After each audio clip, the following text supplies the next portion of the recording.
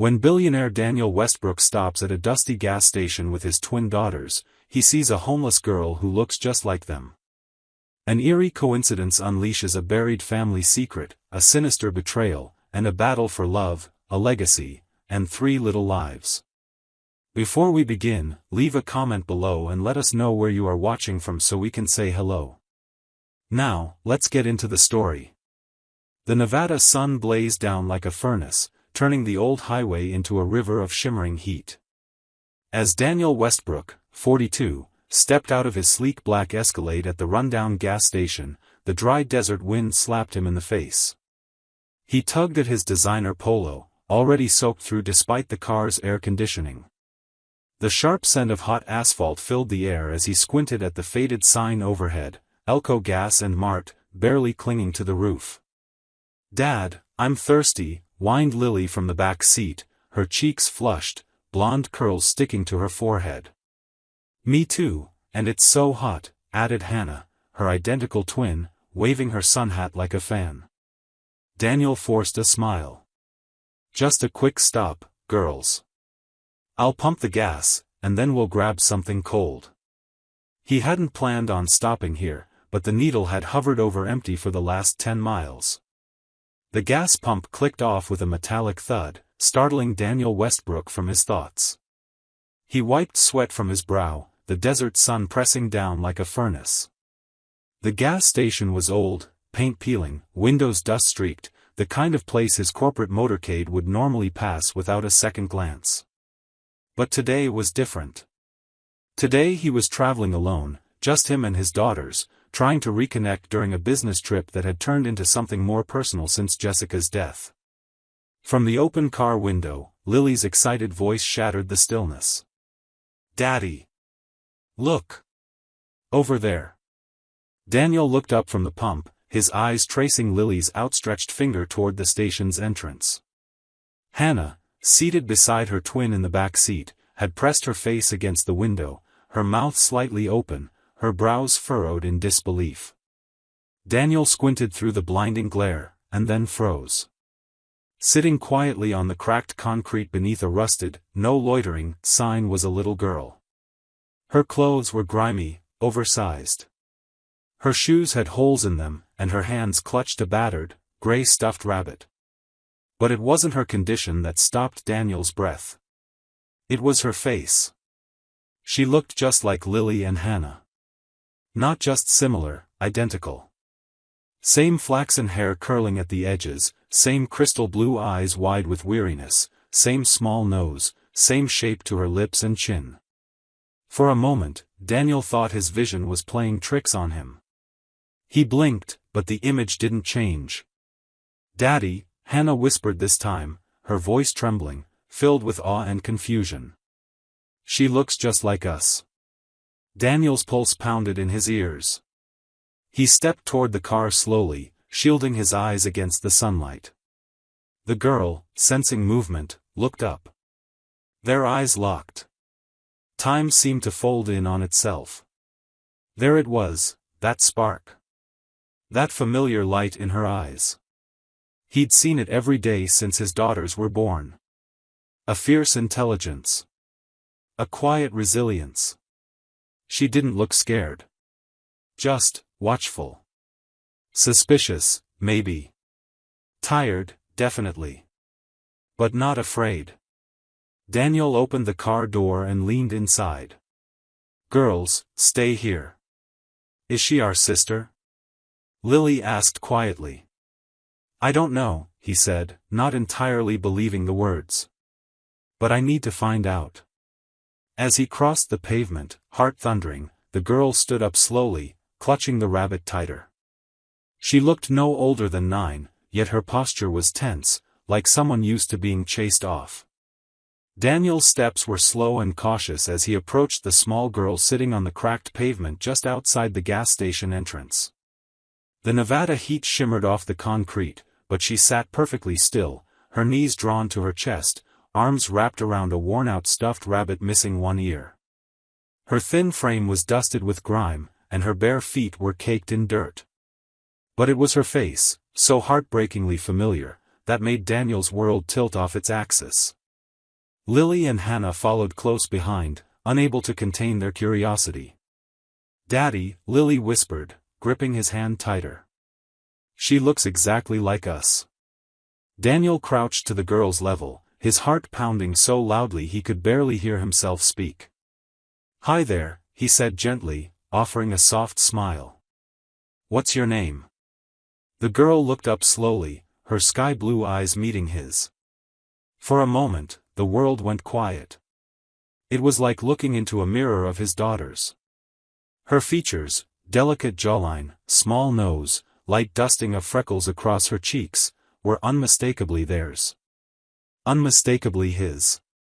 "My name's Grace," she murmured, her voice hoarse, as if she hadn't spoken in days. Are you gonna tell me to leave?" The question hit Daniel like a punch to the chest. The way she asked it, quiet, resigned, already bracing for rejection, broke something in him. "No," he said firmly. "No one's making you leave."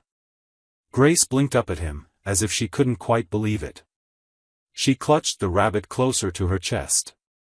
"I can't stay here much longer. The man in the store said I was scaring customers." Daniel swallowed hard. "Are you alone?" he asked, though he already feared the answer. Grace nodded. "Grandma Rose took care of me," she said quietly. "But she got really sick last week, and then she didn't wake up." Her voice cracked. "I waited, but she never woke up." There was silence. Hannah stepped forward and pointed to her own face. "You look exactly like us." "Show her, Lily." The three girls stood side by side, and Daniel felt his knees buckle. It wasn't just a resemblance. It was identical. Every freckle, every strand of sun-bleached hair. His breath caught as he tried to make sense of what he was seeing. Grace looked between the girls, then at Daniel, her expression hopeful and scared all at once. "Do you know my daddy?" she asked. "Grandma Rose said my mama's in heaven. She never told me about him." Daniel's throat tightened. Something deep inside him clicked into place. It didn't matter what the hospital record said, or how impossible this seemed. He knelt down, brushing a strand of hair from Grace's dirt-smudged face. "Would you like to come home with us, Grace?" he asked, his voice trembling. "Just until we figure things out?" Grace nodded slowly, her lips curling into the smallest smile. "Okay," she whispered. And in that moment, Daniel knew, everything was about to change. Daniel Westbrook sat on the edge of the leather couch in his private study, a sealed envelope trembling slightly in his hands. The late afternoon sun poured through the tall windows, casting long shadows across the floor, but he barely noticed the light. His daughters, Lily and Hannah, were playing quietly in the garden, unaware that their world was about to change forever. And Grace. Grace was upstairs, curled up in the guest room with her tattered rabbit plush, still too shy to ask for anything, still too uncertain of her place in the world. Daniel exhaled and opened the envelope. Inside were the DNA results, clear, clinical, undeniable. The first sentence knocked the wind from his lungs. Subject A, B, and C are genetically identical. Probability of shared maternity and paternity, 99.99%. Lily. Hannah. Grace. Triplets. Daniel's breath caught. His heart pounded so loudly it drowned out the ticking clock on the wall. He read the report again, slower this time, hoping he had misunderstood. But the science was clear. The girl who had been living on the streets, scavenging for food, sleeping on concrete, was his daughter. He had missed her entire life. A knock at the study door startled him. Dr. Martinez, the family physician, stepped in with his usual calm demeanor, though something about his expression was unusually tight. "I know it's a lot to process," the doctor said gently. "But the test is conclusive. All three girls are genetically identical." Daniel stood slowly. "This can't be right. I was there when Jessica gave birth. I held them, both of them. There were only two. Dr. Martinez hesitated, shifting his weight. I've already contacted the hospital where the girls were born. I asked them to send over the original delivery records. What I found. Daniel, there are inconsistencies. Daniel stared at him. What kind of inconsistencies? The doctor's tone dropped. Altered entries. The original labor notes mention the delivery of 3 infants. But the official file now only shows 2.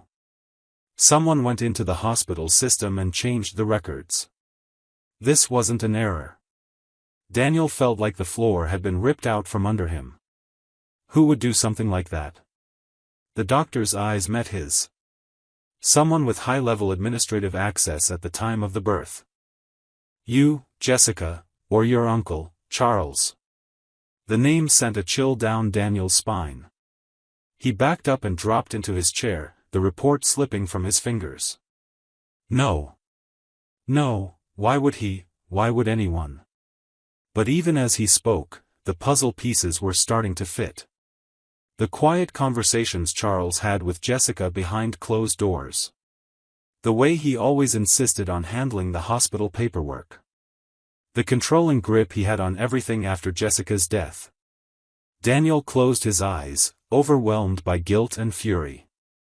Someone had stolen his daughter from him. Someone had taken Grace and thrown her to the streets while her sisters lived in privilege. And now, that someone had a name. Himself. Charles Westbrook, his uncle, board chairman of Westbrook Industries and family patriarch since Daniel's father died. Uncle Charles, Daniel murmured, his voice hoarse. The man had always been calculating, always pragmatic to the point of coldness. He believed in legacy and control, not sentiment. Charles had run the business empire with an iron grip for decades before gradually handing power to Daniel. But would he, could he, have done something this monstrous? The thought chilled Daniel to his core. He stood, gripping the edge of his desk to steady himself. Anger began to simmer beneath his disbelief.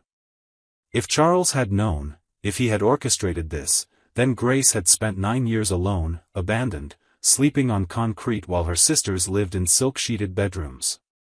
Because of him.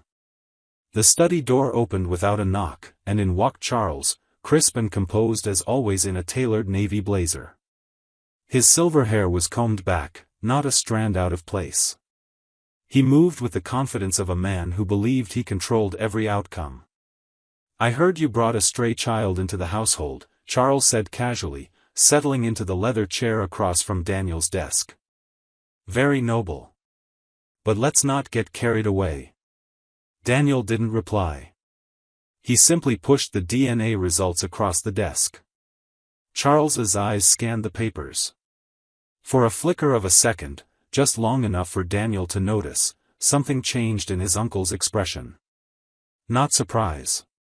Recognition. Daniel's heart dropped. I see, Charles said evenly, pushing the papers back. But I hope you've considered the implications. Adding another heir, someone without a verifiable background, it could affect estate planning. And trust me, Daniel. That's not something to take lightly. Daniel's blood boiled. He saw it now, clearly. His uncle had known all along. And someone in this family had stolen his daughter. Daniel cut him off. You altered the records, didn't you?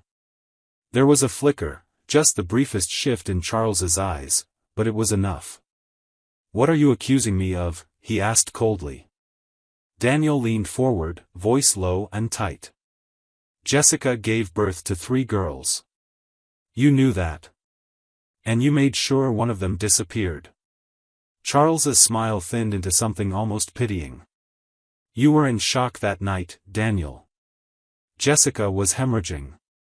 The doctors didn't know if she'd survive. You couldn't make decisions.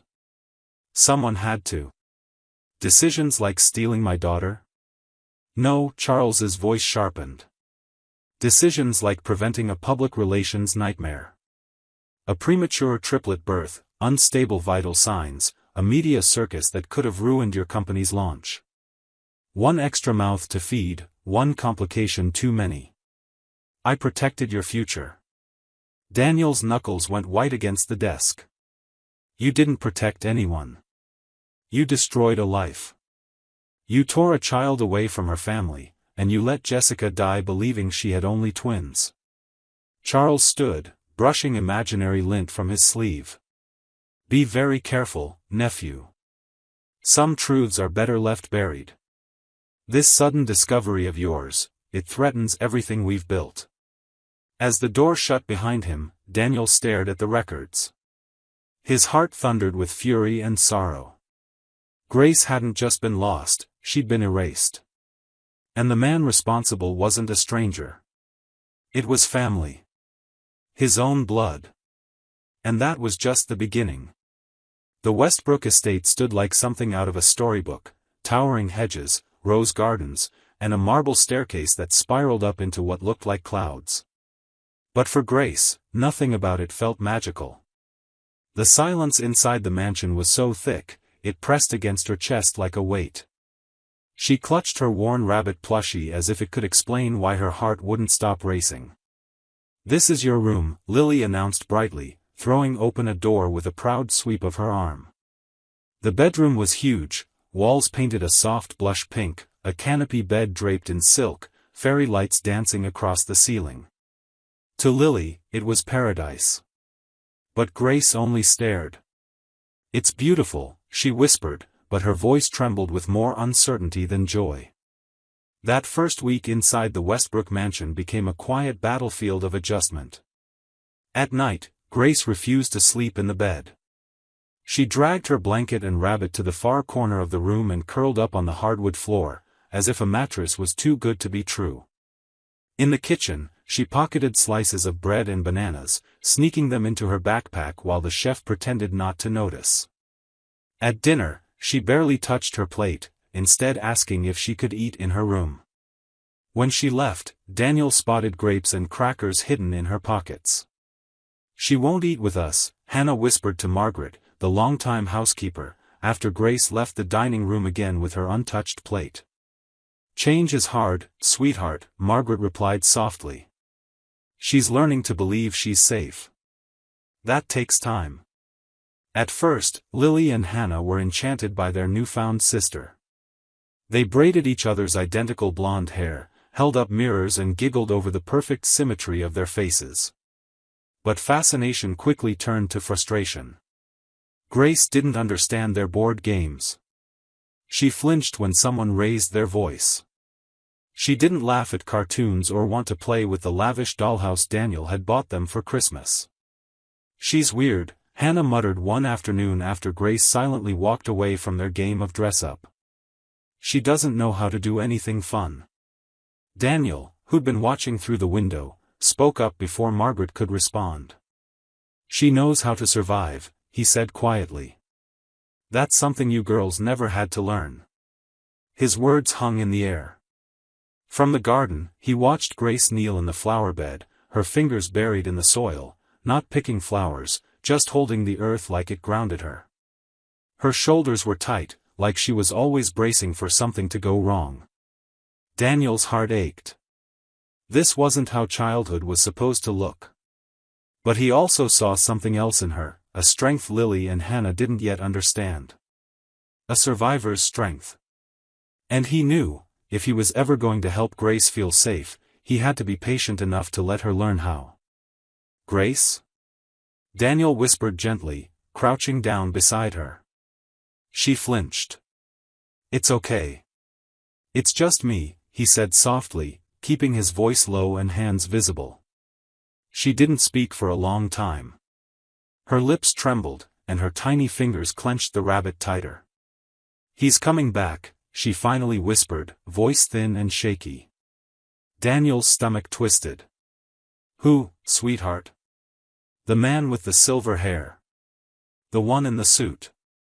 Daniel's blood froze. He tried to keep his expression neutral, not wanting to feed into her fear. Can you tell me more? Grace hesitated. He used to come to the trailer when Grandma Rose got really sick. He wore shiny shoes and always smelled like mint. Grandma said not to talk to him. She said he was dangerous. Daniel's breath caught in his throat. Did he ever hurt you? No, but he asked a lot of questions about me. About where I came from. Grandma told him to leave us alone. But after that, she started locking the doors all the time, even during the day. As she spoke, her voice grew shakier, her words rushed as if she'd been holding them in for years. She told me if anything happened to her, I had to run. And not to trust men in suits, especially if they had gray hair. Daniel's hand curled into a fist against his knee. It had to be Charles. Every piece was fitting together now. The fear, the secrecy, the warnings Rose had given a little girl before her death, it all led back to him. Grace looked up, her eyes shining with tears. Do you think he's mad I found you? No, Daniel said firmly, placing a hand gently over hers. He doesn't get to be mad. He doesn't get to hurt you anymore. You're safe now, Grace. You're not alone. She nodded slowly, but her tiny body still trembled. Daniel picked her up, cradling her in his arms like he had when Lily and Hannah were small. Her weight was light, but the burden she carried felt impossibly heavy. As he picked her up, Grace muttered, "Grandma said the truth always comes out. Even when people try to bury it." Daniel stared into the darkness beyond her window. "She was right," he whispered. "And we're going to dig it up, every last piece." He tucked her into bed and sat beside her until her breathing evened out and the lines of fear on her face finally softened. But inside Daniel, a storm had begun to build. And this time, it wouldn't pass quietly. Daniel had barely begun adjusting to life with Grace when fate placed another burden on his heart. During a routine inspection at one of his foundation's partner shelters, he noticed a frail girl sitting quietly in the corner, her arms protectively wrapped around a little boy's shoulders. She couldn't have been more than 10, with tangled dark hair and wary, intelligent eyes that tracked every movement in the room. The boy clung to her like a shadow, maybe 6 years old, his cheeks sunken and clothes threadbare. "They've been here 2 days," the shelter director whispered. "Found hiding behind a dumpster downtown. No ID. No relatives." Something in Daniel stirred, a deep, undeniable pull. He knelt down in front of the children and smiled gently. "What are your names?" The girl held the boy tighter. "I'm Madeline. This is my brother, Noah. We don't need help." But they did. Daniel brought them to the Westbrook estate that same night. Grace watched them silently from the top of the stairs, recognizing the tension in Madeline's posture, the way her eyes flicked toward the exits, always planning. Noah stuck close to his sister, barely speaking, flinching at sudden sounds, and avoiding eye contact. The next morning, Daniel walked into the kitchen at dawn and froze. Madeline was standing near the pantry, stuffing bread rolls into her sweatshirt pockets. Her small hands worked quickly and methodically, like someone who had done this many times before. When she saw him, her face went pale. "I'm sorry," she gasped. "I'll put them back. Please don't punish Noah. He didn't know." "I'm not angry," Daniel said softly, stepping closer. "But why are you hiding food?" Madeline hesitated, then lowered her voice to a whisper. "In case Derek finds us." Daniel's blood ran cold. "Derek?" She nodded slowly. "Sometimes he'd lock us in a room for days. Noah gets sick when he's hungry. I just wanted to be ready." Daniel crouched down, his voice steady despite the rage rising in his chest. "There's always food here, Madeline. You never have to hide it again. He can't hurt you anymore." But Daniel knew that wasn't entirely true. Trauma didn't vanish with comfort. That day, he watched Madeline scan the rooms like a soldier on patrol, memorize where every door was, where every adult stood. She refused to let Noah out of her sight, even waiting outside the bathroom while he used it. Noah startled at the sound of a dropped spoon. He whispered apologies constantly, after spilling water, laughing too loud, or reaching for a toy. That evening at dinner, surrounded by a table filled with warm food and smiling faces, Noah looked up and asked, "Mr. Daniel, why are you being nice to us? What do you want us to do for you?"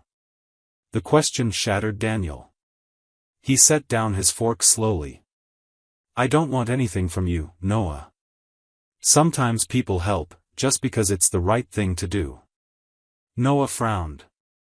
"But Derek said we always had to earn our keep. That no one helps for free." Daniel's voice was firm but gentle. Derek was wrong about a lot of things. He reached across the table and took Madeline and Noah's hands in his. "You're safe now. And you're not alone anymore." The peaceful rhythm of the Westbrook estate shattered like glass on a quiet Thursday afternoon. Daniel was reviewing final blueprints for the pediatric wing of the new Westbrook Children's Hospital when Mrs. Langley, his long-trusted house manager, burst into his office, her normally calm face pale and tight with urgency. "Sir, there's a man at the front gate. Says he's Madeline and Noah's legal guardian. He has documents," she whispered. Daniel's heart clenched. He rose instantly, his voice sharper than usual. "Where are the kids?" "In the garden. With their tutor." "Should I bring them in?" "Quietly. Keep them inside. Away from the windows." From the study's wide window, Daniel watched a figure pace like a caged animal on the front lawn, just beyond the security gate. Derek Holmes, scruffy and sunburned, reeked of danger even from a distance. He had a folder clutched in one hand, his free hand gesturing angrily at the security cameras, shouting demands. Daniel met him at the front entrance, flanked by 2 guards. Well, Derek sneered as he took in Daniel's tailored slacks and crisp white shirt. "Look at you, Mr. Moneybags. Playing house with my kids. How touching." "They're not your children," Daniel said, voice low and controlled. "And they're not going back to you." Derek laughed, loud, cruel, and cold. He tossed the folder into Daniel's hands. "Court-appointed guardianship. Signed, sealed, legal. You don't give them back, you're the kidnapper." Daniel flipped through the documents. They appeared legitimate, judge's signature, state seal, but something about them felt rushed, wrong. "You don't deserve them," Daniel said. "They're traumatized. Scared. I've seen the signs. You hurt them." Derek's grin widened, showing yellowed teeth. "Prove it. Kids get bruises. Kids get scared. Especially poor ones. And maybe they cried a little. But they're mine. And if you want to keep playing daddy, it's gonna cost you." Daniel's jaw tightened. "What are you talking about?" "2 million, Derek said, stepping closer, voice dropping to a threatening whisper. "You pay me $2 million and I disappear. Otherwise, I go to the press, the courts, the cops. I'll burn you to the ground. And don't think they'll believe your shiny little story. I raised those kids." The words hit like acid. From inside the house, a child cried out, "Noah," his voice panicked and high-pitched. He must have seen Derek through a window. Daniel didn't flinch, but inside he was boiling. "Get off my property," he said through clenched teeth. Derek chuckled. "You don't know who you're messing with, Westbrook. I grew up on the street. I know how to make threats feel like promises. And those kids? They're worth every penny. Madeline pulls in $50 a day when she looks hungry enough. Noah? 30 minimum. That's steady income, man." Daniel stepped forward, fury burning in his eyes. "Leave. Now." Derek backed up slowly, still grinning. "This isn't over, rich boy. Not by a long shot." And with that, he disappeared into the heat of the Nevada sun, leaving behind a silence far more dangerous than his words. The morning air buzzed with unease as Daniel Westbrook sat at the breakfast table with his daughters and the two foster children, Madeline and Noah. The clinking of spoons against bowls of cereal was the only sound until Daniel's phone vibrated, pulling his attention to a flood of missed calls and unread messages. As he scrolled through them, his heart sank. Breaking: billionaire CEO accused of kidnapping children. A photo of Derek Holmes, eyes red-rimmed, face twisted in faux anguish, was plastered across every major outlet. He stood outside Daniel's estate, arms outstretched dramatically, as if mourning. "He just took them," Derek sobbed on the Channel 7 news broadcast, which had already racked up hundreds of thousands of views online. "Those children are everything to me. I raised them since their mama passed. We may be poor, but we're family. That man, he thinks his money gives him the right to steal people's children." Daniel nearly crushed his phone in his hand. "He's twisting everything," he muttered, his voice tight. "Dad?" Lily asked, her brow furrowed. "Why are people saying bad things about you?" Daniel forced a smile, but it didn't reach his eyes. "Because sometimes, when people lie well enough, others believe them." By noon, protesters had gathered outside Westbrook Pediatric Center, shouting through megaphones, holding signs that read, "Rich doesn't mean right," and "Bring the kids home." Daniel's longtime assistant, Miranda, stood in his office doorway, her usually poised expression replaced by worry. "The media's circling like sharks, Daniel. Board members are calling non-stop. They're afraid of how this affects the hospital expansion. And," she hesitated, "tonight is the Children's Fund Gala. The mayor will be there, along with nearly every major donor. It's complicated." "I'm not hiding," Daniel replied sharply, standing from his desk. "And I'm not abandoning Madeline and Noah."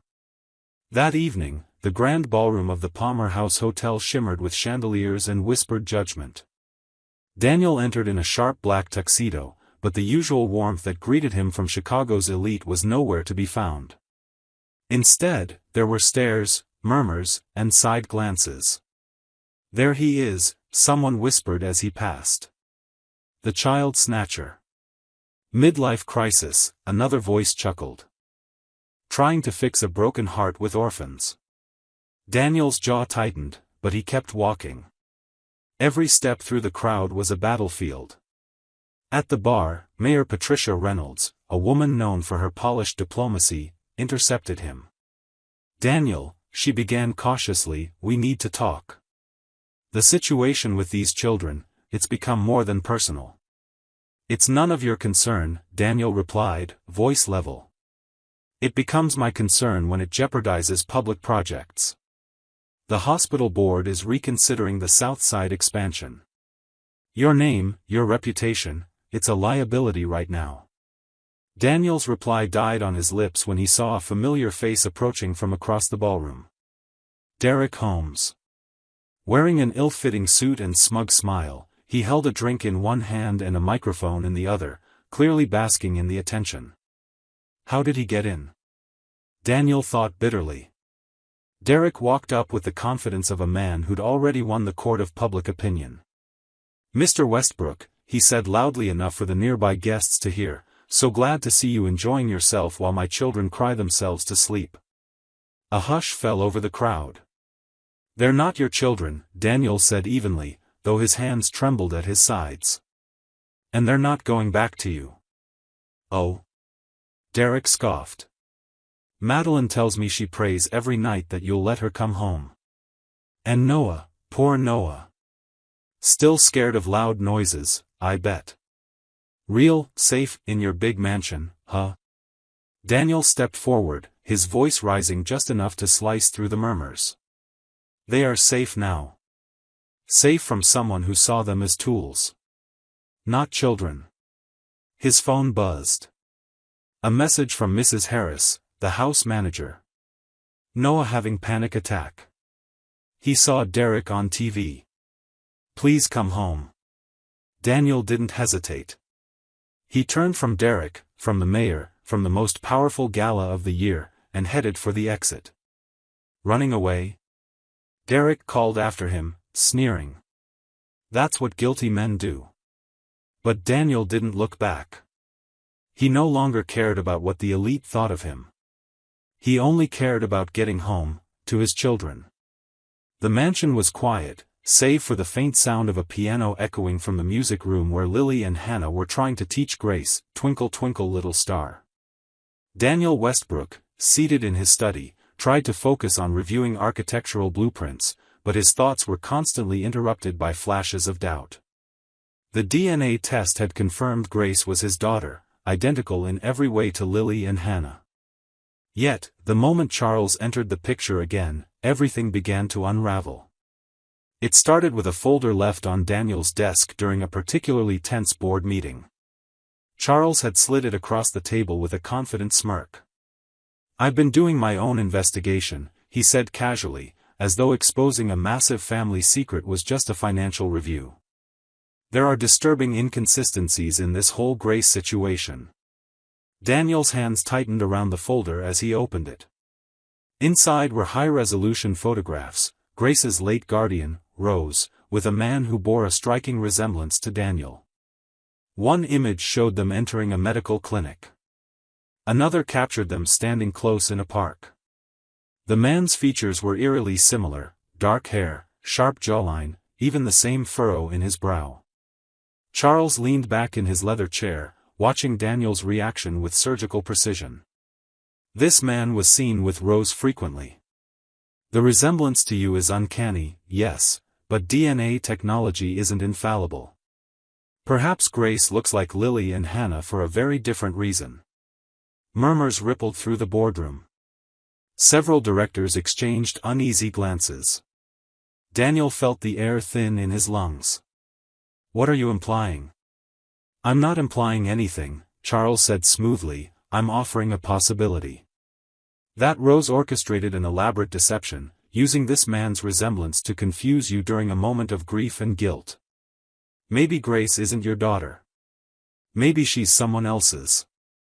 Daniel slammed the folder shut. "You're manipulating the truth." "Am I?" Charles's voice turned silkier, deadlier. "I've spoken to the administrator of the orphanage Grace was supposedly registered with. They have no records of her. Nothing. Not under Rose's name, not under Grace's." Daniel's heart pounded. Was it possible? Had he been so desperate to find a lost piece of his wife and his past that he fell for a lie? That evening, as the golden sunset bathed the estate in warm light, Daniel sat alone in the conservatory, watching the girls through the glass. Grace was laughing as Lily and Hannah tried to teach her how to roller skate down the cobbled garden path. Their laughter was pure, identical in tone. And yet, Charles's voice echoed in Daniel's mind like poison. What if it's all a lie? The doubt seeped into everything. When Grace reached up to hug him after tripping, he hesitated. When she called him "Dad," he found himself wondering whether it was instinct or manipulation.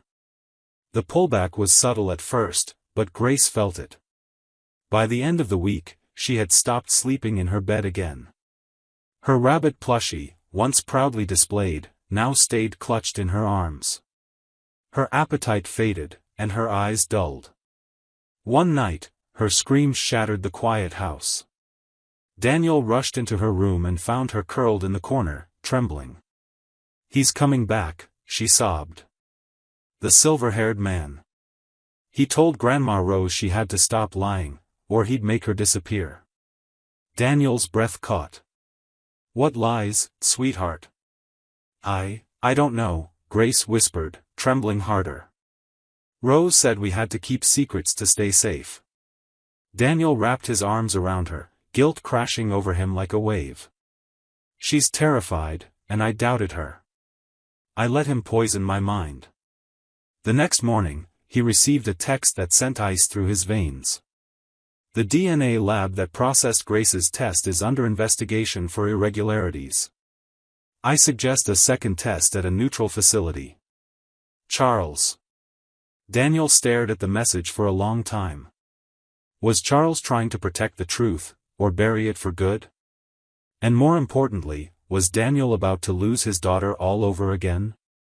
Daniel stood at the edge of his office balcony, eyes unfocused as the Las Vegas skyline shimmered in the distance. The city pulsed with life, but his world had never felt so quiet. He was holding the DNA report in one hand and the envelope Charles had delivered earlier in the other, a folder full of photographs, timelines, and names, all meant to unravel everything Daniel believed about Grace. Inside the manila envelope were photos of Grace's grandmother, Rose, with a man who looked eerily similar to Daniel. The resemblance was uncanny, the same build, the same jawline, the same dark hair. Charles claimed this was the real father, someone Rose had a relationship with while living in California. There were receipts, notes, even a fake birth certificate naming the man as Grace's legal father. "You've been manipulated, Daniel," Charles had said earlier that day, sliding the folder across the table in the boardroom. Rose Martinez had issues. Documented mental health instability. And a homeless child latches onto a fantasy? It's not uncommon. At the time, Daniel had shoved the folder aside. "That girl looks exactly like Lily and Hannah," he said, jaw clenched. "She's not a fantasy. She's family." But now, standing in the warm evening air, doubts crept in like shadows stretching across the floor. Could it really be true? Could he have let a stranger into his daughter's lives? Into his heart? Inside the house, laughter floated through the open windows. Grace was in the sunroom, playing a board game with Lily and Hannah. They were giggling, really giggling. Not just being polite. For weeks, the three had teetered between awkwardness and closeness, but now it sounded like they were finally becoming sisters. And still, Daniel couldn't walk back inside. His chest was tight with confusion, his hands trembling slightly. Everything he'd done, rescuing Grace, bringing her home, enrolling her in school, trusting her, it had all been based on one thing: certainty. Certainty that she was his child. But what if Charles was right? What if this was a well-crafted deception? The idea made him feel sick. Later that night, during a session with Dr. Sarah Hamilton, the family's trusted psychologist, Daniel finally spoke the words that had been tearing him apart. "I'm questioning the DNA results," he confessed, voice raw. "Charles showed me evidence that Rose might have made it all up. What if Grace isn't really my daughter?" Sarah sat quietly for a long moment, her hands folded, her eyes calm. "Would that change how you feel about her?" she asked softly. Daniel didn't respond right away. Instead, he stared at the floor, guilt gnawing at his insides. He wanted to say no, that he would love Grace no matter what. But he wasn't sure. And that uncertainty haunted him. The fallout came faster than he expected. Grace felt it immediately. The next morning, she sat silently at the breakfast table, poking at her eggs while Lily and Hannah chatted about a school project. Daniel tried to smile at her, but Grace didn't smile back. Her eyes were guarded now, wary. As if she sensed something slipping away. That night, the nightmares returned. Daniel woke to the sound of screaming down the hallway. He rushed to Grace's room, heart pounding, and found her curled in a ball on the floor, gasping for air. "He's coming back," she sobbed. "The man with the silver hair. He told Rose he'd take me away if she didn't stop lying." Daniel crouched beside her, trying to steady his voice. "What lies, Grace? What did Rose say?" I don't know," Grace whimpered. "She said we had to keep secrets, to stay safe. She was always afraid of him." Daniel's blood ran cold. The man with silver hair. There was no doubt in his mind, Grace was talking about Charles. And even though every part of him wanted to dismiss her fear as trauma, part of him couldn't ignore what was staring him in the face. Daniel's phone rang just after 6 a.m., the shrill sound piercing the early morning stillness. He was standing on the balcony of the Westbrook estate, watching the first light crawl over the horizon, his thoughts consumed by Grace's fading smile and the way she had stopped calling him Dad in the last 2 days. The call came from an unknown number. Instinct made him answer. "Mr. Westbrook," a hesitant female voice said. "This is Dr. Elaine Myers. I used to work at Mercy Memorial Hospital. I knew Rose Martinez, Grace's grandmother." Daniel straightened. "Yes. I know that name. You worked with Rose?" "I did," she confirmed. "And I saw the news stories about Grace. I need to tell you something. Something I should have said a long time ago." There was a pause. Then, her voice cracked. "Rose wasn't lying, Mr. Westbrook. She was telling the truth the whole time. I was there, the night your triplets were born." Daniel froze. "Excuse me? You didn't just have twins. There were 3 babies." "3, Dr. Myers said, her voice trembling. "I assisted in the delivery. The 3rd baby, Grace, was healthy. But a few hours later, the head administrator, a man named Tom Grant, changed the records." Daniel's heart pounded. "Why?" "Because Charles Westbrook paid him $50,000 to erase any mention of the 3rd baby. I overheard it. I even saw the payment receipt. When Rose tried to stop it, he threatened to fire her, strip her pension, have her declared unstable. That's why she left with Grace. She was trying to protect her." Daniel's knees buckled. He had to lean against the balcony railing for support. "I didn't say anything because I was scared," Dr. Myers admitted. "But I can't carry it anymore. Not after seeing that little girl's face on TV, confused and scared. She belongs with you." Daniel's voice shook. "Can you prove it?" "I can. I kept the delivery records, copies of the payment transfer, and a recording. It's old, but I made it the day after it happened. Charles was speaking with Grant about cleaning up loose ends. I'll meet you, today. There's a diner on Claymont Avenue. I'll be there at 8. Daniel arrived 20 minutes early, heart thundering.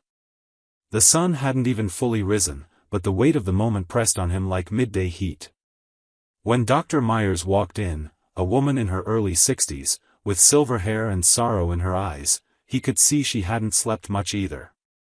She slid a manila envelope across the table. "Everything's in here. The delivery logs show baby A, B, and C." Then, suddenly, C vanishes from the record. The receipt has Charles's name and signature. "And this," she handed him an old voice recorder, its screen flickering, "is what I heard." Daniel hit play. Charles's voice came through, muffled but unmistakable. "Make sure the records say twins. If she asks questions, we'll say she was hallucinating from the medication. Rose is unstable, we'll start rumors. We only need 2 heirs. 3 makes things messy." Daniel's hands shook as he held the recorder. Rage boiled in his chest, but beneath it was a deeper pain, a hollowing betrayal that clawed at his insides. This wasn't just about Charles stealing from him. He had stolen a child's life. A mother's truth. A father's right to love his daughter. He fabricated everything, Daniel muttered. The photos. The doubts. Even the second DNA lab he tried to force me to use. Dr. Myers nodded solemnly. He's cunning. He planned it all. Daniel looked down at the folder again, now stained with the pressure of his clenched hands. In it was the truth, ugly, undeniable, and final. He closed his eyes. Grace's laughter echoed in his memory, the brief, shy smile she'd given Lily during their first game of tag, the way she'd clung to that worn rabbit like it was the only piece of her past that hadn't abandoned her. She had always belonged with them. "She'll never feel alone again," Daniel whispered. "I promise you that." Dr. Myers exhaled, tears glistening in her eyes. Then Rose didn't protect her in vain. Outside, the city began to stir. But for Daniel Westbrook, the world had already changed. Forever. Daniel stood in the grand marble kitchen of the Westbrook estate, heart pounding beneath his crisp shirt. In one hand, he held a USB drive with a recording that had shattered the last illusions he'd held about his uncle. In the other, the original birth records and payment receipts, concrete proof that everything he'd feared was true. And sitting across the room, perfectly calm, was the man who had orchestrated it all. Charles Westbrook sat at the breakfast bar, leisurely sipping espresso like he owned the place. He wore a charcoal gray suit, custom-tailored as always, his silver hair combed neatly back. The steam from the cup curled lazily into the air, but his presence felt like ice. "Good morning, Daniel," Charles said with a casual smirk. "You look terrible. Rough night?" Daniel didn't answer. He moved slowly, deliberately, and placed the manila envelope and the USB on the counter between them. "I know what you did," he said quietly. Charles raised an eyebrow. "You'll have to be more specific." "I've done a lot of things." Daniel hit play on his phone. The recording of Vincent's voice crackled from the speaker. 3 babies become 2. If anyone asks questions, Rose Martinez had psychological issues. She's unreliable. The words echoed through the silent kitchen like gunshots. For the first time, Charles's eyes narrowed. Not with confusion, but with recognition. "I have the original delivery records," Daniel continued. "I have the receipts. And now, I have your voice. Conspiring to erase Grace from existence. You didn't just manipulate the records. You destroyed lives." Charles set down his espresso. "Proof of nothing," he said smoothly. "Old recordings can be edited. You know that." But the mask was slipping, just enough for Daniel to see what lay underneath, the same cold calculation Grace had described in her nightmares. The man who had stood by his hospital crib pretending to be family had instead plotted every move to eliminate a child from his life. From the hallway came the quiet sound of footsteps. Lily and Hannah entered the kitchen, their voices cheerful as they talked about building a Lego castle.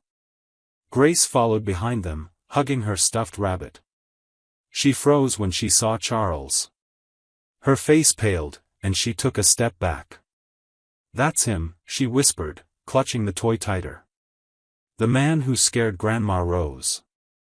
Lily and Hannah moved instinctively toward her, each grabbing one of Grace's hands.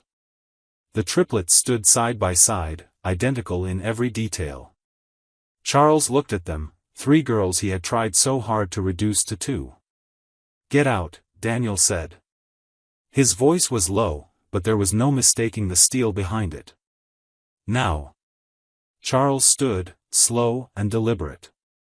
"You think this changes anything? I built this empire while you were still in diapers. Sophia doesn't belong here." "She does," Lily said defiantly, stepping forward. "She's our sister," Hannah added, gripping Grace's hand tighter. Charles turned toward the door, but not before delivering one final warning. "This isn't over, Daniel. You've opened a door that can never be closed. You'll regret this." The door slammed shut behind him, but the air in the kitchen didn't feel lighter. If anything, it felt heavier, dense with the knowledge that this battle was far from finished. Daniel knelt and pulled the girls into his arms, wrapping them in a trembling embrace. "You're safe," he whispered. "You're safe now." But deep inside, he knew safety was only temporary. He'd exposed the truth, but in doing so, he'd made himself a target. Charles Westbrook had spent decades engineering a legacy, and Daniel had just ripped the foundation out from under him. Men like Charles didn't just walk away. He looked down at the girls. Grace was shaking, but she didn't pull away. Her eyes, those identical Westbrook blue eyes, met his with cautious trust. "I promise you," Daniel whispered. "No one will ever hurt you again. And for the first time since finding Grace, he truly meant it, not as a vow of comfort, but as a declaration of war. The late afternoon sun cast long shadows across the glass walls of Westbrook Foundation headquarters as Daniel stood at the head of the boardroom table, briefing his executive team on steps to formally remove Charles from the company. His voice was calm but resolute. Every action Charles had taken, the manipulation, the lies, the threats, had culminated in this moment. Today, Daniel would begin the process of cleaning up the mess his uncle left behind. Then his phone buzzed. It was Principal Hendricks from the girls' private academy. Her voice trembled with urgency. "Mr. Westbrook, there's been an incident." Daniel's chest tightened. "What kind of incident?" "The girls, Lily, Hannah, and Grace, they're gone." The words shattered him. "What do you mean gone?" Daniel demanded, already rising to his feet, his chair toppling over behind him. "They were on a field trip to the Science Museum," the principal explained frantically. 3 men in suits arrived with forged emergency papers. They claimed there was a family emergency and whisked the girls away. By the time we verified with your office, they were long gone. Daniel's entire body went numb. He didn't hear the gasps around the table. He didn't feel the weight of eyes watching him as he bolted from the room. The only thing that registered was the deafening roar of panic and rage thundering in his ears. His phone buzzed again, this time with a blocked number. A single text lit the screen. "Riverside Warehouse. Dock 7. Come alone. Or they disappear forever." Seconds later, another message followed. "Bring the signed documents. 30% of Westbrook Enterprises transferred to Charles Westbrook. No police. No FBI. 1 hour." Daniel barely had time to think. Every instinct told him this was Charles's final play, one more desperate, monstrous attempt to take what never belonged to him. He called Miranda and had her assemble a legal team immediately. "Draft a false transfer. Make it look real. I need something to stall him." "And the FBI?" she asked breathlessly. Daniel hesitated. Then his voice hardened. "Loop them in. Quietly. Have them trace my phone, but tell them to stay back until I give the word. If Charles sees them too soon, he'll vanish with the girls." The drive to the docks felt like an eternity. Daniel gripped the steering wheel so tightly his knuckles blanched. His mind flooded with images: Lily's goofy laugh, Hannah's ballet twirls, Grace's shy smile when she finally called him daddy. He had nearly lost her once. He wouldn't lose any of them again. The warehouse loomed ahead, decaying metal, rusted chains, a graveyard of shipping containers. Dock 7 was silent except for the echo of his own footsteps. From the shadows, Charles Westbrook emerged, flanked by 3 armed men. He looked eerily composed, his gray hair slicked back, a manic glint in his eyes. "Welcome, nephew," he said smoothly, as if greeting Daniel to a Sunday brunch. "I trust you came alone?" Daniel didn't answer. His eyes darted past Charles, searching for signs of the girls. Charles reached into his coat and pulled out a tablet. He tapped the screen, revealing grainy security footage. 3 small girls, Lily, Hannah, and Grace, huddled together in a dim, locked room. "They're alive. For now," Charles said. "That warehouse has excellent soundproofing. No one will hear them scream if things go south." Daniel's fists clenched. "Sign over 30% of the company, and they go free. That's all I've ever wanted," Charles continued, his voice laced with venom. "What's fair? What's mine?" Daniel slowly pulled out the papers Miranda's team had forged. "Let me see them first. Let me know they're safe." Charles narrowed his eyes. "Don't play games with me, Daniel. You sign. Then they go." The cold storage room was dark, silent, and smelled of rust and seawater.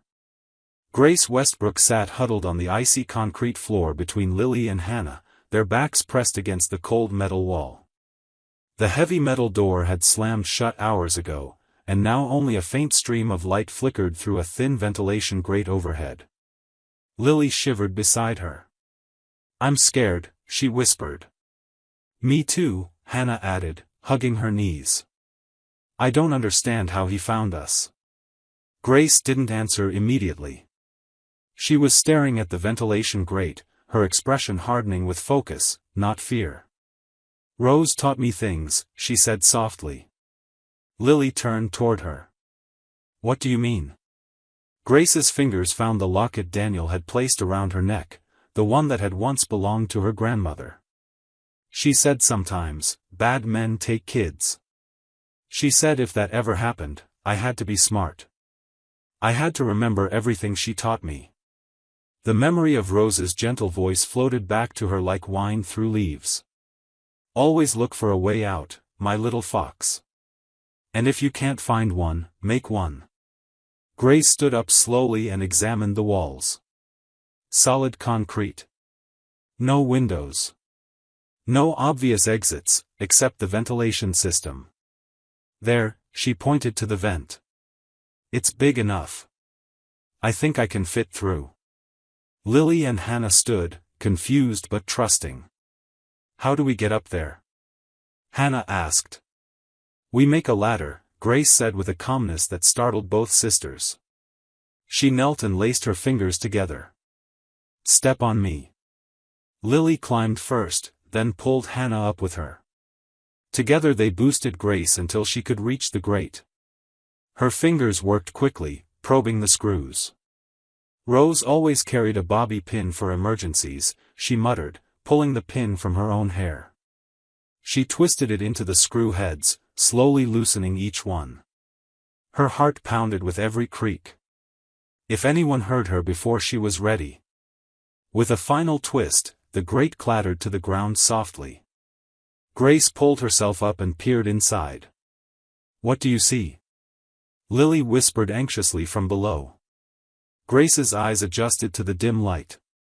The shaft stretched forward and then dropped into another room, one filled with the faint sound of dripping water, and voices. "We're near the docks," she confirmed. Just like the silver-haired man said. "Do you think anyone can hear us?" Hannah asked. "Maybe," Grace said, reaching for the locket again. Inside was something else, something she had never let go of, a tiny silver whistle, the emergency whistle Rose had given her. "She said it carries farther than voices," Grace whispered. Without hesitating, she brought it to her lips and blew 3 short, piercing blasts. The high-pitched notes echoed down the ductwork and out into the open space beyond. Then silence. "Is it working?" Lily asked. Grace didn't respond. She was already scraping something into the side of the metal vent with a sharp shard of concrete she had picked up from the floor. With quick, deliberate strokes, she carved. "Dock 7, Help US." Below it, she added a small drawing of 3 stick-figure girls holding hands. Rose had always said symbols mattered, sometimes more than words. "Why are you doing that?" Hannah asked, watching with wide eyes. "In case someone sees it," Grace said. "Or in case we don't get out. They'll know we were here." Lily and Hannah stared at her in awe. "You're like, really brave," Lily whispered. "I'm not brave," Grace said, sliding back down to the floor. "I'm just doing what Rose taught me." Back on the ground, the 3 girls regrouped. Grace pulled them close. "There's one more thing," she said. "Rose said bad men have patterns. They check on prisoners at regular times. That's when we move." "Move?" Hannah asked nervously. "Run," Grace answered, eyes shining with fierce determination that made her look strikingly like Daniel in moments of crisis. "We wait for the next time someone opens that door. They won't be expecting us to fight back. But what if they catch us?" Lily whispered, her voice trembling. "Then we try again," Grace said firmly. And again. We don't give up. That's what Rose always said. Hannah leaned her head against Grace's shoulder. I'm really glad you're our sister. Me too, Lily said, wrapping an arm around her other side.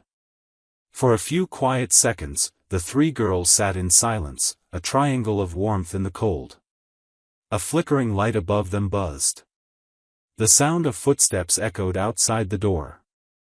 Grace reached for the whistle again.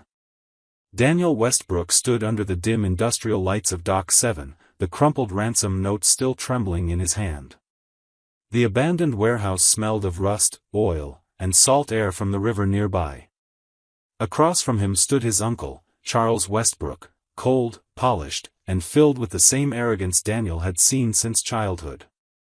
Behind Charles were three armed men in black jackets, looming beside a black van with its engine idling. Somewhere inside that warehouse, locked away, scared, and alone, were Lily, Hannah, and Grace. His daughters. All three of them. His entire world. Charles folded his arms, smirking. You have 5 minutes to decide, Daniel, he said, his voice echoing through the hollow space. Sign over 30% of Westbrook Technologies or say goodbye to the girls. Forever. Daniel's heart pounded. The company his father built, the legacy he was trusted to protect, it meant everything, until now. Now it meant nothing. Not compared to those three little girls trapped somewhere nearby. He stared at the man who had once been a mentor, now unrecognizable as the monster behind so much pain. You stole my daughter, Daniel said through gritted teeth. You destroyed Rose. You nearly broke us all. Charles chuckled, amused by his nephew's anger. I protected the legacy. Don't be naive. 3 heirs? That was never part of the plan. One child was disposable. Your wife became an inconvenience. I did what I had to do. Daniel's jaw clenched. His hand hovered over the pen as he looked down at the contract Charles had presented, documents that would give his uncle permanent control over 1/3 of the company. His stomach turned. Then, his phone buzzed. He didn't even know why he checked it. Maybe out of habit. Maybe instinct. A single message flashed across the screen, sent from an unknown number. Dad. Grace found a way out. Dock 7. Vent system. We're trying to escape. Lily. His heart stopped. It wasn't a hallucination. It was real. One of the girls had a phone. They were alive. They were trying to escape. Daniel glanced up at Charles, masking the sudden adrenaline surge. You know what, Uncle, he said, voice steady. You're right about what matters. But you never understood what it actually was. Charles's smirk faltered, just slightly. Sign it, he barked. Now. You spent years manipulating me, Daniel continued, ignoring the pen. You erased Grace's name from history. You let Jessica die because she asked too many questions. You did all of that, for a piece of paper? For control? Charles took a step closer, his eyes narrowing. Control is what builds empires, Daniel. No, Daniel said, voice low. Love does. Family does. Charles's face twisted into a sneer. Touching. But pointless. Your daughters are running out of time. Daniel's phone buzzed again. Almost out. Grace remembers Rose's lessons. Vent leads to dock doors. Hold him. Lily. Daniel felt his breath catch. He looked up at Charles, who now looked visibly impatient. You underestimated her, he said softly. Grace. You thought she'd be helpless. She is helpless, Charles snapped. Daniel met his gaze. No.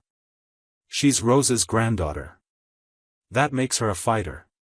Charles lunged forward suddenly, grabbing Daniel by the collar.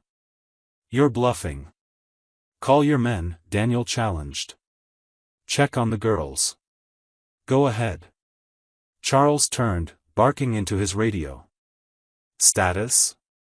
Static. Then a frantic voice cut through, Boss. They're gone. The room's empty. Vent covers off, they're not in there. The color drained from Charles's face. Daniel allowed himself a single breath of relief. You lost, he said. Find them. Charles shouted, turning to his men. Search every damn inch of this place. But it was too late. Sirens blared in the distance. Red and blue lights flashed against the corrugated steel of the warehouse walls. FBI. SWAT. Dozens of boots thundered across the docks. Charles spun around, drawing a gun from beneath his coat. You think this is over? He growled, pointing the weapon at Daniel. You have no idea what I've done, what I'm willing to do. I know everything, Daniel said, lifting his hands slowly. You confessed to it all. My phone's been recording since the moment I stepped in. Charles's hand trembled. Behind him, shouts rang out, FBI. Drop your weapon. From the edge of the dock, Daniel saw them. 3 small figures running through the misty loading yard, Lily, Hannah, and Grace. Safe. Dirty. Crying. Alive. Daddy. Grace's voice rang out across the cold metal and concrete, piercing through the chaos like sunlight. Charles turned toward the sound, and in that heartbeat, Daniel saw it. The shift. The finger tightening. Without hesitation, Daniel tackled him. The gun went off, once, into the air. They hit the ground hard. Daniel's knee slammed into the concrete. Charles struggled beneath him, snarling like a wild animal, but the gun skittered across the floor, out of reach. Within seconds, FBI agents swarmed them, pinning Charles down, wrenching his arms behind his back. Daniel stood, breathing hard, as his daughters barreled into his arms. Lily clung to his waist. Grace buried her face in his shoulder. Hannah sobbed into his chest. You saved us, Daniel whispered. No, Daddy, Grace said, her voice muffled by his shirt. We saved each other. And in that moment, surrounded by sirens, broken glass, and the wreckage of betrayal, Daniel Westbrook knew he hadn't just saved his daughters. They had saved him too. 1 year had passed since the day Daniel Westbrook nearly lost everything. He stood barefoot on the soft grass of their new backyard, a space full of warmth and light that had replaced the cold, polished marble of the old Westbrook estate. This new house wasn't as large or ostentatious, but it felt more like home than any mansion ever had. The sun dipped low on the horizon, casting golden light across the yard as the joyful sounds of laughter and barking filled the air. Lily, Hannah, and Grace were chasing Rosie, their golden retriever puppy, around the garden. Their identical faces, once full of confusion, pain, and guarded silence, now beamed with genuine joy. Daniel watched them, his heart heavy with emotion. They were 10 now. 10. Just 1 year ago, Grace had been living on the streets, orphaned, traumatized, unaware of her true identity. 1 year ago, Lily and Hannah had no idea they had a sister. And Daniel, he thought his family was as complete as it could ever be. He had no idea what fate had in store. Higher, Daddy. Grace squealed as she jumped onto the backyard swing Daniel had built with his own hands. Her voice, full of light, cut through his memories like sunshine slicing a storm. He walked over, smiling, and gave her a push, watching her blonde curls dance in the wind. Hold on tight, he warned playfully. I trust you. Grace called back. That simple sentence gripped Daniel's heart tighter than any business accolade ever had.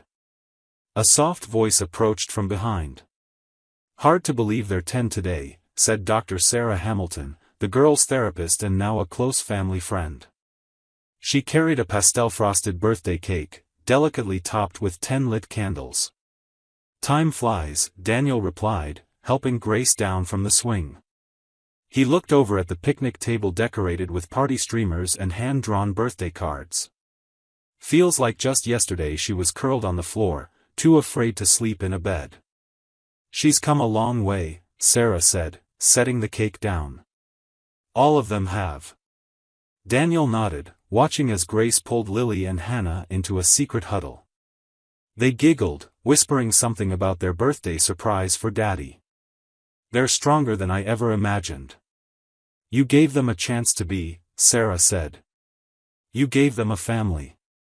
He looked at her with a smile, though emotion welled in his throat. And they gave me something more than I deserved. Over the past year, Daniel had stepped away from the helm of Westbrook Innovations.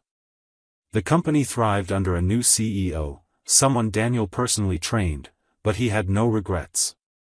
For the first time in decades, he wasn't living from boardroom to boardroom, meeting to meeting. He woke up to his daughter's laughter, read bedtime stories, packed lunches, learned to braid hair, though his attempts still drew giggles, and kissed scraped knees. He had discovered the wealth that truly mattered. The family had also launched the Jessica Rose Foundation, named after Grace's late guardian and Daniel's beloved late wife. The foundation's mission was simple: to reunite children with their families and expose institutional failures like the one that separated Grace from her sisters. In just 12 months, they'd already helped over 100 children find safe homes. Justice had also found its mark. Charles Westbrook, once a powerful figure looming over Daniel's life, was now behind bars, convicted of child abduction, conspiracy, and the murders of both Rose Martinez and Jessica Westbrook. His calculated plan to control the Westbrook legacy had collapsed under the weight of his own madness. Daniel sometimes wondered if Charles had ever loved anyone other than himself. He chose power. I chose family, Daniel reminded himself. Daddy, come here.